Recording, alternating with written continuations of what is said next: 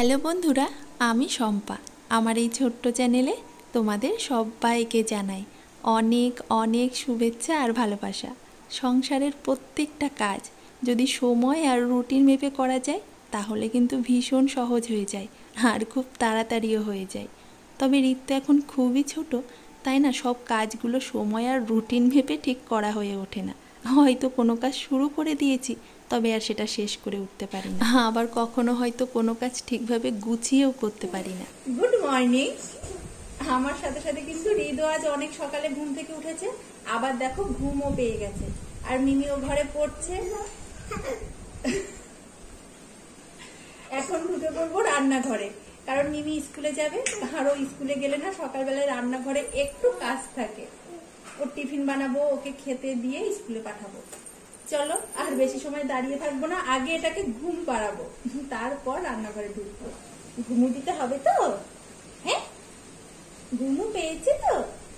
হ্যাঁ, ঘুমু। Tata tata tata tata tata tata, বলো বাবা টাটা টাটা। এই যে বলো মা মা মা মা মা।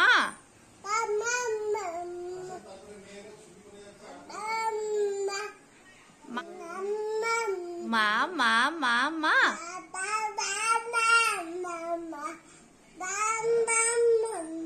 মা মা মা মা।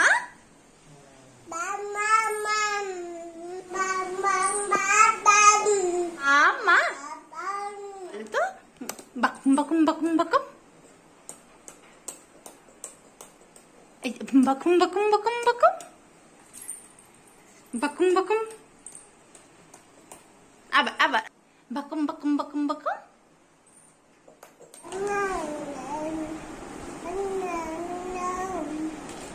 বললাম না ঘুম পাড়িয়ে দেব। ঘুমিয়ে ঠিক পড়ছিল জানো তো, তবে যেই আমি ঘুম পাড়িয়ে চলে যাচ্ছি আবার সাথে সাথে উঠে পড়ছিল। একদমই ঘুমাইনি। সেই আমি রান্নাঘরে কাজ করছিলাম আর আমার পেছন পেছন রান্নাঘরেই ঘুরঘুর করছিল। মিমির স্কুলে আবার দেরি হয়ে যাবে, তাড়াতাড়ি দিয়ে আসি। হ্যাঁ হয়েছে হয়েছে, চল চল। ছাতা আনিসনি? ও দাঁড়া, ছাতাটা নিতে ভুলে গেছে, ছাতাটা নিয়ে আসি, আবার এসে তোমাদের সাথে কথা বলছি। টাটা। ভীষণ গরম বাইরে, বাইরে সবাই কি করে কাজ করছে ভগবান জানে, কি গরম। আর মিমির তো কোনো কষ্ট নেই, স্কুলে যাবে, ওখানে গিয়ে কত বন্ধু বান্ধবী, সেই আনন্দেই গরম ভুলে যাবে। এখন চোখ মুখ ডলছে, এখন ঘুমাবেই। যাক, এখন তো ঘুমাক, এখন ঘুমালে আমি রান্নাঘরের কাজটা একটু ঝটপট ছেড়ে নিতে পারবো। কি মাছ আনলো তা তো দেখেই নিয়েছো, একই মাছ প্রতিদিন খেয়ে চলেছি। আর আমাদের বাড়িতে একটু মাছ খাওয়া নিয়ে অসুবিধাও আছে, সবাই সব মাছ খায়, আমি কিন্তু সব মাছই খাই। চলো একে আগে ঘুম পাড়াই, দেখো ঘুমের জন্য কান্নাকাটি করছে। রিতকে ঘুম পাড়িয়ে দিলাম, এখন সময় কিছু কাজ একদম চটপট সেরে নেওয়া। এই দেখো মিমি এখানে বসে সকালে পড়ছিল, বিছানাটার অবস্থা দেখেছো? যদিও মিমির একার কোনো দোষ নেই, ওই যে ব্যাঙটা ও ভীষণভাবে মিমিকে কিন্তু বিরক্ত করছিল। ওই সব মিলিয়ে আর কি এই অবস্থা।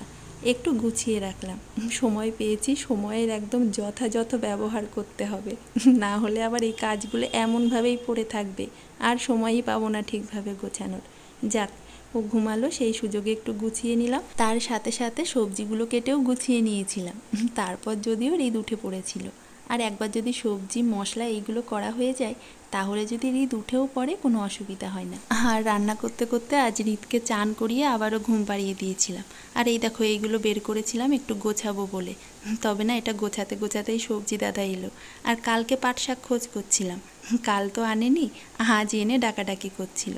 তাই ভাবলাম হৃদ যখন ঘুমিয়েই আছে এই শাকটা বেছে একদম গুছিয়ে রাখি, তাহলে কাল রান্না করতে বেশ সুবিধা হবে।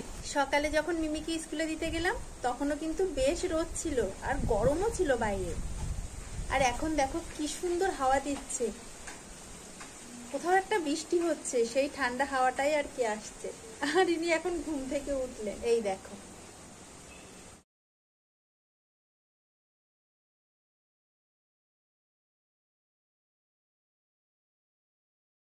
একটুখানি বাইরে বসে হাওয়াটা গায়ে লাগাচ্ছি, বেশ ঠান্ডা লাগছে, কিন্তু ঘরেই বরঞ্চ গরম লাগছে। কিছু করার নেই, বাইরে তো আর বেশি সময় বসে থাকা যাবে না, ঘরেই থাকতে হবে। যত সময় না ঈদের খাওয়ার সময় হয়, খাওয়াটা একটু গায়ে লাগাই। আবহাওয়াটা খুব ঠান্ডা হয়ে গেছে। চলো ভিডিওটা আজ এখানেই শেষ করলাম। কাল আবারও ফিরে আসবো আরো একটা নতুন ভিডিও নিয়ে। সবাই ভালো থেকো আর অবশ্যই অনেক অনেক আনন্দে থেকো। টাটা বলো, টাটা টাটা বলো, টাটা বলো।